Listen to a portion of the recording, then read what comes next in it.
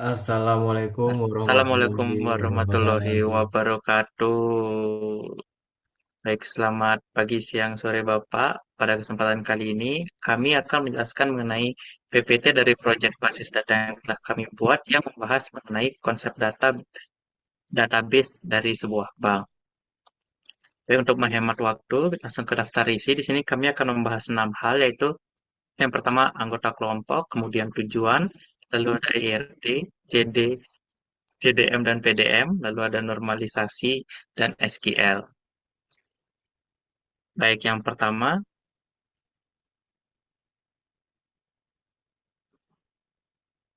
perkenalan. Oke. Perkenalkan nama saya Narendra Wisnu Masyarakat dengan NIM 187231046. Perkenalkan saya Putra Bagusan Giriwiguna dengan NIM 187231048.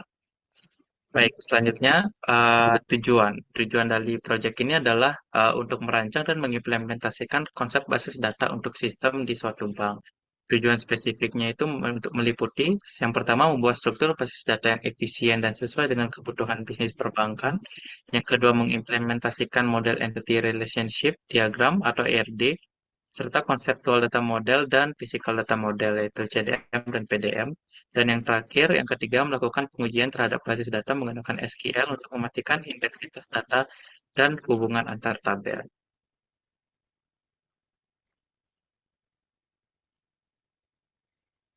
Oke, di sini ada IRD. Dalam IRD ini kami membuat sebuah konsep untuk membuat database untuk perbankan. Jadi di sini kami ada entitas-entitas seperti riwayat transaksi, penyertaan uang, deposito, kredit, status, pegawai cabang, kartu, rekening tabungan, nasabah, dan juga penarikan. Seperti itu.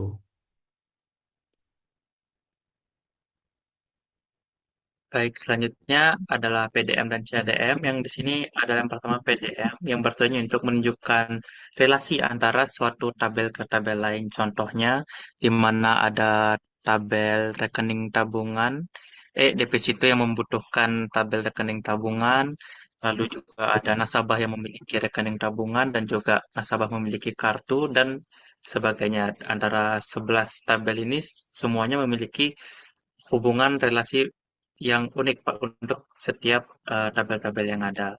Begitu juga dengan CDM, di sini PDM maksud saya di sini physical data modelnya juga bedanya dari CDM adalah PDM ini menunjukkan eh, foreign key dari tabel-tabel yang memiliki relasi satu antar lain. Contohnya di sini adalah di deposito misalnya di mana ada 4 foreign key yaitu foreign key ID transaksi, foreign key ID status, foreign key pegawai, ID pegawai dan juga foreign key untuk ID rekening.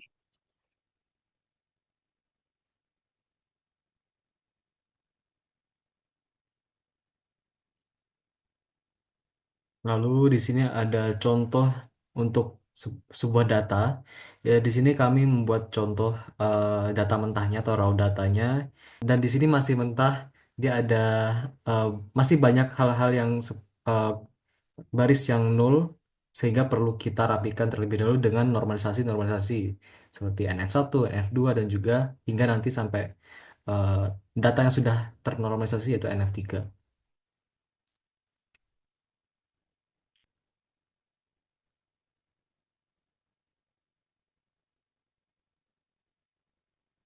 Nah, seperti yang saya eh, bicarakan tadi, dalam data mentah dia masih belum normal sehingga kita perlu menghilangkan uniki-uniki yang masih belum ada isinya atau bernilai nol. Dan juga di sini kami pecahkan menjadi tiga tabel, yaitu tabel nasabah, cabang, dan juga tabel transaksi untuk mempermudah normalisasi di berikutnya.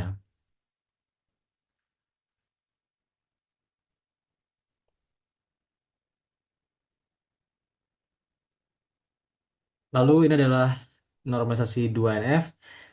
Di sini kami memecahkan dari yang tiga tabel menjadi 8 tabel. Nah, di sini setiap tabel sudah diberi sebuah ID untuk masing-masing tabel. Seperti tabel cabang sudah memiliki ID cabang, tabel pegawai sudah memiliki ID pegawai, dan juga ada beberapa tabel yang masih mempunyai banyak foreign key seperti itu. Jadi kita akan menormalisasikan di NF3.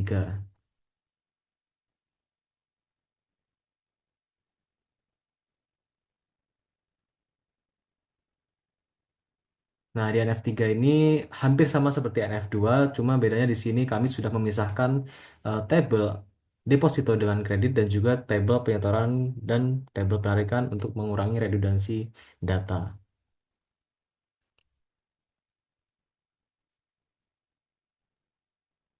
Baik, selanjutnya saya akan membahas mengenai SQL-nya. Yang pertama adalah table dan input. Jadi, mula-mula untuk membuat SQL-nya, tentu saja kita harus membuat database-nya terlebih dahulu dengan komen create database dan nama database. Selanjutnya adalah membuat tabelnya dengan komen create tabel dengan nama tabelnya. Di sini saya langsung menjadikan satu tabel dan input. Jadi setelah membuat tabel kami langsung membuat sintaks input yaitu insert into. Nah, di sini terlihat pada IRD, CDM, dan PDM sebelumnya terdapat 11 tabel. Di sini juga teroutput 11 tabel, di mana ada tabel cabang dengan inputnya, tabel nasabah dengan input-inputnya, tabel rekening, tabel status, tabel pegawai, dan juga tabel transaksi. Dan tentu saja masih ada lagi yaitu tabel penyetoran, tabel penarikan, tabel kartu, tabel kredit, dan juga tabel deposito. Setelah membuat tabel dan juga melakukan input, di sini adalah tugas selanjutnya adalah membuat user. Di mana di sini kami membuat tiga user, yaitu user pertama adalah user admin bank dengan sintaks create user dan juga memberikan semua privilege untuk admin bank. Jadi ini adalah membuat user teller bank dengan privilege-nya adalah untuk melakukan select, insert, dan update pada rekening tabungan, riwayat transaksi, penyetorkan uang, dan penarikan. Dan yang user ketiga adalah user nasabah bank, di mana user nasabah bank ini hanya bisa mempunyai akses untuk melihat, jadi melihat isi rekening tabungan, riwayat transaksi, dan juga kartu. Selanjutnya adalah function. Di sini kami membuat 4 function.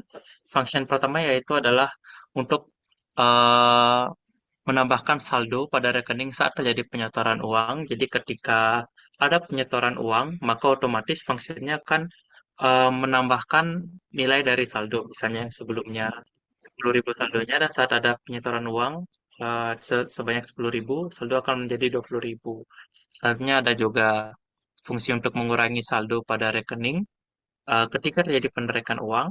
Yang ketiga, function ketiga adalah fungsi untuk menambahkan saldo pada rekening ketika deposito jatuh tempo. Jadi ketika deposito sudah jatuh tempo, otomatis uang depositonya akan masuk ke rekening dan nilai dari isi rekeningnya akan langsung ditambah dan juga fungsi untuk mengurangi saldo pada rekening ketika kredit sudah jatuh tempo. Jadi misalnya pinjamannya sudah jatuh tempo, otomatis akan mengurangi isi dari eh, saldo rekeningnya. Kemudian ada SQL untuk membuat prosedur. Di sini ada dua prosedur, di mana prosedur pertama itu adalah untuk melihat riwayat transaksi di sebuah rekening. Jadi di sini contohnya di sini adalah kita mengambil riwayat transaksi untuk dengan nomor rekening dengan nilai 01. Jika dijalankan nanti akan keluar semua riwayat transaksi yang ada pada rekening untuk 01 dan juga eh, insert cabang di sini adalah prosedur yang berguna untuk admin admin untuk langsung membuat insert cabang yang baru jika ada cabang baru. Jadi caranya adalah dengan mengcall prosedurnya lalu pada insert cabang lalu masukkan value-value-nya di mana di sini ada ID cabangnya 011, nama cabang-cabang utama, alamatnya Jalan Merdeka, dan juga kota di Surabaya. Selanjutnya adalah trigger. Di sini ada dua trigger. Yang pertama adalah trigger untuk memasukkan riwayat transaksi setelah penyetoran. Jadi jika nasabah melakukan penyetoran, maka penyetoran tersebut akan otomatis masuk ke riwayat transaksi yang ada di rekening nasabah. Jadi tidak perlu melakukan insert satu persatu di mana sebelumnya kita harus menginsert penyetoran data penyetoran, habis itu insert lagi ke riwayat transaksi. Dengan adanya trigger ini, maka otomatis setelah terjadi penyetoran, maka riwayat transaksinya akan terupdate di sini. Dan yang kedua adalah trigger untuk insert riwayat transaksi setelah penarikan. Jadi jika ada penarikan sama maka otomatis akan masuk ke riwayat transaksi di mana di sini ada create trigger untuk membuat triggernya apa dan after insert on. Jadi setelah ada penyetoran uang, maka trigger ini akan tertrigger gitu, akan aktif di mana eh, akan melakukan insert pada riwayat transaksi, yaitu bagian ID, rekening, jenis transaksi, jumlah transaksi, dan tanggal transaksi, di mana value-nya adalah new ID transaksi ini sesuai dengan yang ada kita store, ID sesuai yang kita store, ID rekening, dan juga untuk jenis transaksinya nilainya konstan, yaitu penyetoran, dan jumlah penyetoran dan tanggal penyetoran itu sesuai dengan yang kita insert. Jadi di sini insert itu jika kita lakukan insert untuk penyetoran uang, jadi di sini adalah proses penyetoran uang, maka nanti otomatis di riwayat transaksinya akan ada otomatis data ini akan otomatis langsung masuk ke tabel riwayat transaksi. Baik, sekian presentasi dari kami. Kami mohon maaf jika ada kesalahan kata. Kami tutup dengan wassalamualaikum warahmatullahi Warahmatullahi wabarakatuh. wabarakatuh.